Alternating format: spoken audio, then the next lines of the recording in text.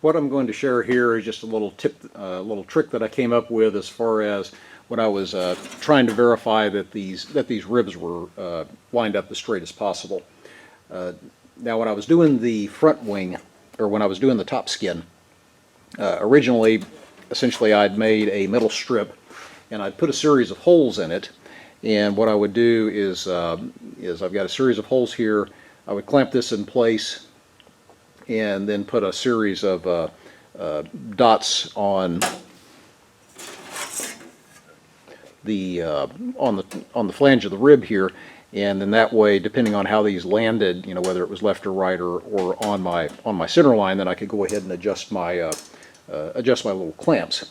And this worked quite well, but of course, as always, I'm always trying to think, well, is there a better way to do this? And I did finally think of something that does make it a whole lot easier. And we'll shift over to this rib. And what this essentially is a piece of 1/8 inch acrylic.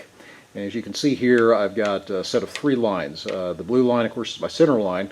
And then my red lines are essentially the limits as far as how far the hole can get to an edge. So essentially, if I've got if say the edge of this flange goes over the gets inside the red line here, then that tells me that you know, however I've got my hole positioned or my alignment position, that my rivet's going to wind up landing closer than what is recommended for the edge of the flange. So as far as the use goes, of course, it's fairly straightforward. I've got a center line drawn on here. Of course, I've already got holes drilled here because I've already drilled out the bottom skin. But if I didn't have the holes here, of course, I'd have my center line marked, and of course the rib would be in here, and these wouldn't necessarily be tightened down. Even when you're doing your straightening on the rib, when you're fabricating these ribs, of course, once you get it in there still could be a bit of flexing there. So what you're able to do with this, of course, is just go ahead and, you know, line up. I've got reference marks on both ends, both the front rear channel as well as the main spar. And of course, I can line up my blue mark here on both ends, and then I can look and see if the center line on my acrylic strip matches up with the center line that I've got on the spar or on the rib.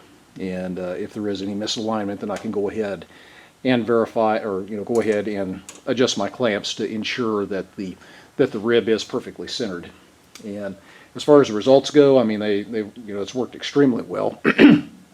You know, every hole, every place where, you know, I again expected a hole to land at, or expected a drill mark to land at, you know, for the most part, always landed on the center line. If there was any deviation, it was just because when I was drilling the holes in the bottom skin, the drill may have shifted up a little bit when I was doing the drilling there.